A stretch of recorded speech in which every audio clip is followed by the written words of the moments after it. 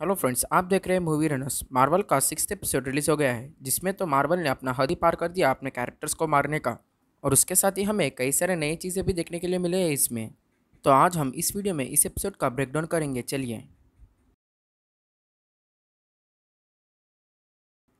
हर episode की तरह इस एपिसोड का भी स्टार्टिंग वॉचर ही करता है, जहाँ पे वो बोलता है एक एक स्टेप बहुत वैल्यूबल है और कोई भी एक स्टेप बदलने से पूरी फेट बदल जाती है। जिसके बाद हम टोनी स्टार्क को देख सकते हैं, जो अपनी फोटो एक आर्मी ऑफिसर से ले रहा है। और ये पूरा सीन हमने आयरन मैन 1 में देखा था, जहाँ पे टोनी स्टार्क अपने वेपन्स दिखाने के लिए अफगानिस्तान जाता है और वहाँ से ही ये एपिसोड का स्टार्टिंग भी हुआ है। और वहाँ की तरह यहाँ पे भी टोनी स्टार्क पर अटैक होता है, पर इस बार यहाँ पे किलमॉन्गर आके उस बॉम्ब को दूर फेंक देता है और टोनी स्टार्क को बचाता है। और वो टोनी स्टार्क को बताता है कि टेन रिंग्स ने तुम्हारे पर अटैक किया है।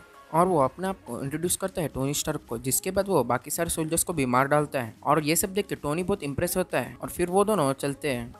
और फिर पीछे वॉचर हीरोज के बारे में बोलता है, जहाँ पे वो बोलता है हीरोज असली में पैदा न होते हीरोज की तरह, पर वो एक प्रॉब्लम के वजह से हीरोज बनते हैं।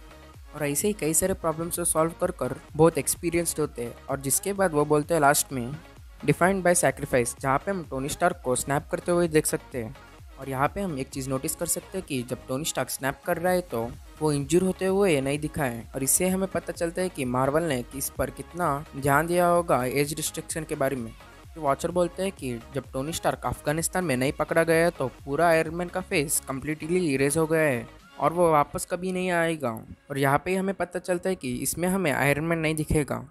यहाँ पे पीछे वॉचर बोलते हैं कि यहाँ पे एक इंसान तो सेव हो गया, पर हम एक हीरो को लॉस्ट कर दिया है और एक नया सा विलन को अपॉर्चुनिटी मिल गया है। और फिर हम देख सकते हैं कि टोनी स्टार्क इंटरव्यू दे रहा है, जहाँ पे रिपोर्टर्स सब अटैक के बारे में पूछते हैं। टोनी स्टार्क बताता है कि किलमॉन्गर आके उसे बचाया है। और जब मूवी में टोनी स्टार्क ने टेररिस्ट के पास अपने वेपन्स देखे तो वो अपना पूरा वेपन फैक्ट्री क्लोज कर देता है, पर यहाँ पे बोलता है कि हमें और ज़्यादा अच्छे से लड़ाई करना चाहिए।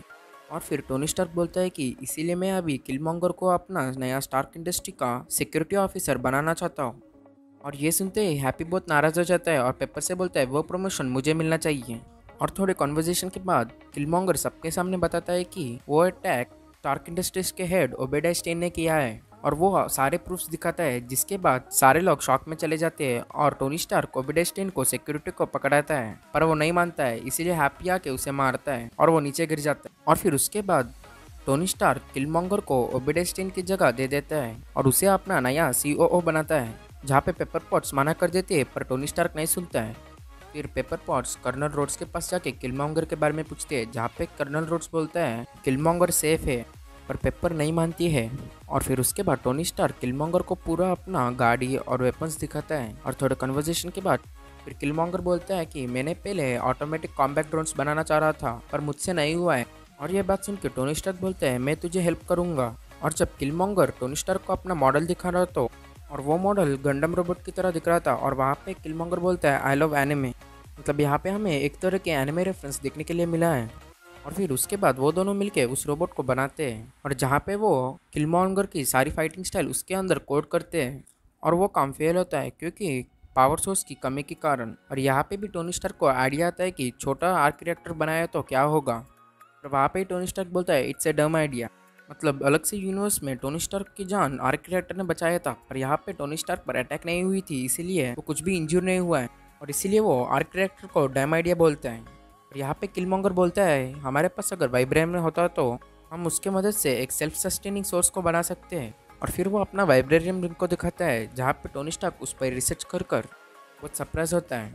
और फिर उसके बाद वो सोचता है कि उल्लिस क्लॉ के पास जाके वाइब्रेनियम को लेने का, जहाँ पे पेपर मना करती है। वो बोलते हैं ये सब ब्लैक मार्केट है और हम ये ब्लैक मार्केट में हाथ नहीं रखते हैं। और फिर टोनी स्टार्क बोलता है अगर हम वहाँ पे रोडी को भेजा तो वो थोड़ा देखने में डिप्लोमेटिक होगा क्योंकि वो आर्मी ऑफिसर है, इसीलिए। और फिर रोडी जाता है क्लॉक के पास वाइब्रेनियम लेने के लिए। और जब रोडी वाइब्रेनियम को देखता है तो उन पर ब्लैक पैंथर अटैक करता है और ब्लैक पैंथर बोलते हैं मैं वाइब्रेनियम को वापस लेने के लिए आया हूँ। पर वहाँ पे किलमॉन्गर आके उन दोनों पर अटैक करता है साउंड वेव्स की मदद से, जहाँ पे ब्लैक पैंथर थोड़ा रेसिस्ट कर उस पर अटैक करने वाला था, पर उसी वक्त किलमॉन्गर शूट कर देता है और ब्लैक पैंथर मर जाता है। और फिर उसके बाद वो रोडी को भी मार देता है। और यहाँ पे हमें पता चलता है कि ये सब किलमॉन्गर का प्लान, उसने पहले से ही क्लॉक के साथ टीम अप किया है। और फिर हम देख सकते हैं कि ब्लैक पैंथर और रोडी का फ्यूनरल सेलिब्रेशंस कर रहे थे। और फिर जब टोनी स्टार्क के पास किलमॉन्गर आता है तो टोनी स्टार्क बताता है कि तुमने ही सब लोगों को मारा है। जारविस ने सब कुछ देखा है और वो सबका होलोग्राम दिखाता है। और ये सब देख के किलमॉन्गर कुछ भी नहीं डरता है और वो बोलता है तुम मुझे कुछ नहीं कर सकते हो, क्या तुम अभी पेपर को बुला के मुझे मारने के लिए बोलोगे।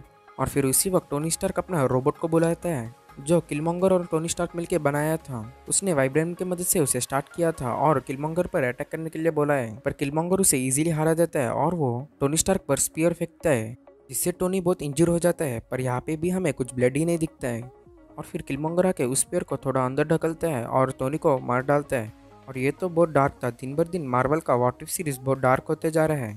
और फिर उसके बाद पेपर पॉट्स, किलमॉन्गर, हैप्पी और जनरल मिल के बात करते हैं और जनरल बताता है वो एक वकांडन स्पीयर है और ये काम भी उन्होंने ही किया होगा और लगता है उन्हें वॉर चाहिए तो हम उन्हें वॉर ही दिखाएंगे।